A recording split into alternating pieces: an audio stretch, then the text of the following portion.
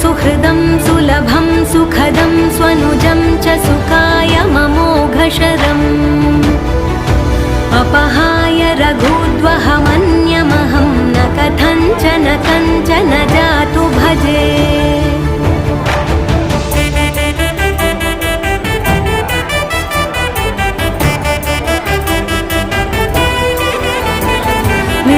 वेङ्कटेशं ननाथो ननाथः सदा वेङ्कटेशं स्मरामि स्मरामि